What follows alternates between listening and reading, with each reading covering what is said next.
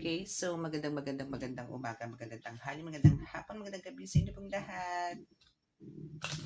So, welcome to our reading for today's video. So, alamin po natin. Ito po is card ko po to, parang patawas effect. Patawas effect.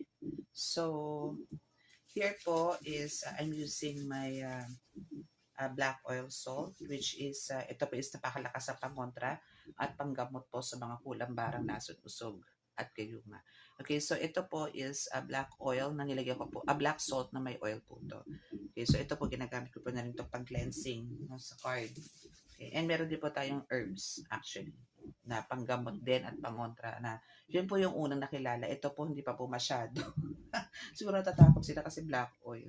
But, napaka-effective po niyan. Okay, so sa mga gusto pong mag-avail niyan, message lang po kayo, na chat lang po kayo. And sa mga makaka-resonate po at di po nakaka-follow, so please follow my FB account para po updated po kayo lagi sa ating everyday reading. Hoping maging everyday pag di po tayo masyadong busy. Kasi po tayo po is a spiritual tarot reader, divine healer, and also nagre-ritual din po tayo. And Fridays po talaga is busy days ko po yan. Okay, so let's see what's your first message. So this is just short, actually. Short na po sa akin yung 20 minutes. So we have the Nasagi and Gayuma na Baklas, and we have the Batoomo, Santissima Trinidad, and Pinupulikan.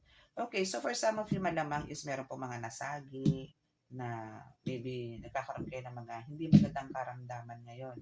Or maybe andito po sa inyo na nagtatawas and na pagtanto nyo po na kayo po ay talagang meron pong something no, na natamaan. No?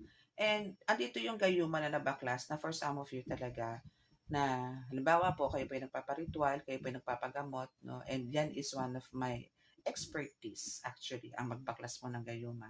So, andito po yung for some of you is talagang ang galing, baklas na po yan. And now maybe for some of you dito is in-offeran po kayo ng mga healers po, no, na pinuntahan po ninyo na Batoomo. Ito po kasi Batoomo na to is ibinababad po yan sa tubig. Maganda po yan para po ma-cleanse kayo totally. Or maybe yung person po ninyo na nagayuma, maganda po yan ipang-cleanse talaga.